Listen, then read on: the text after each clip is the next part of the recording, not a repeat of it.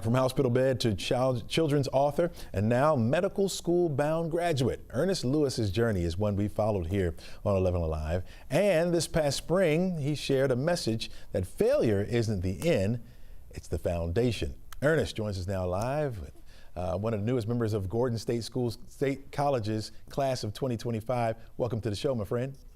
Hi, thank you for having me. Absolutely. College graduate. Sounds nice, right? How does it feel? How does it feel?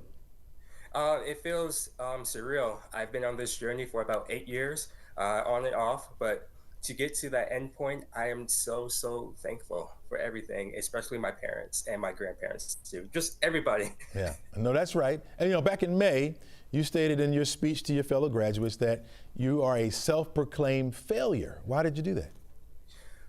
One thing that really defined my journey, getting to that point, were my failures, because I believe that each failure that I had a key to success. Because without failure, for me, success would be near unrecognizable. And without success, we'll never understand the value that failure provides. So my message there was that we need to embrace both in order to be truly successful. Yeah. Talk briefly about some of those hurdles that you had to jump over early in life. Of course. Well, it started when I was a very young child. At 8 years old, I was battling a near terminal lung disease. And this disease kept me in the hospital, and I never knew if the next breath I took would be my last. So it was extremely hard for me to cope with feeling like I did something wrong in life to end up in that position. Then when I grew up, I started college, and I ended my first semester at Gordon State with a GPA of 0.81. So from there, according to almost everybody, I should not have been able to graduate and pursue my dream career of becoming a doctor. Wait, now you started out with a 0.81 and you got it up to a 4.0. How'd you do that? A lot of trials. A lot of trials. I had to realize that I cannot let my failures define who I am, but my perception and response to those failures dictate who I become. So I had to really take a look at myself and change how I did things. Yeah. Because we talked to you a couple of years ago, or a few years ago, and you were writing a children's book. How important was it to you to pen that and share those stories? It's extremely important. In fact, branching off the children's books, I've actually began to develop a play that's being produced this October. The play is called The Boy Who Brought His Mind to Life, and it's part of the Conyers Creative Kids segment.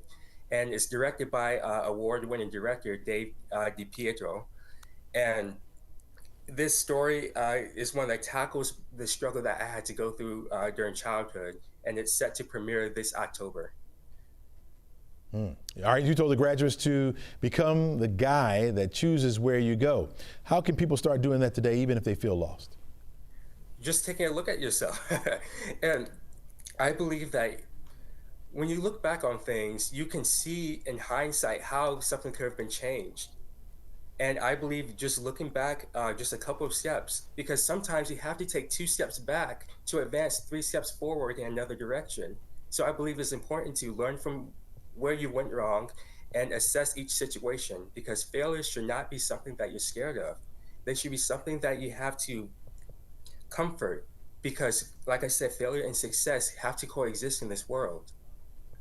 All right, so I want you to look back just a little bit. Now, if your younger self was lying in that bed and you could see yourself now, what would you say to him? I would say everything's going to be okay. Yeah. Because I truly was scared, and I didn't know if that was it for my life. That was how far I was supposed to go. So. Yeah. And now, where are you going, Ernest? What's the next biggest thing? What you about to accomplish, my friend? Well, along with the play, I have been developing a children's show called Moonlight Scholars. Once again, this show takes what I had during childhood and brings it to life, because this show serves as a superhero that I needed when I was a child. And this show, I want to become the comfort zone of millions of children in the hospital as well. So if anybody out there shares the vision, we are currently looking for the right representation or network to partner with on this. And Aside from that, I'm of course producing medical school, pursuing medical school, and aiming to become a pediatric pulmonologist. Nice, nice, man. And you're gonna do it. You're gonna do it. You're Thank gonna be you. able to do it. And hopefully somebody out there heard your plea for some assistance, and hopefully they'll get it to you, man. We wish you all the success, especially as you go on to medical school and come back and help me out, okay? Yeah, for sure. I'll need it. Ernest, thanks so much for joining us, man. Really appreciate you.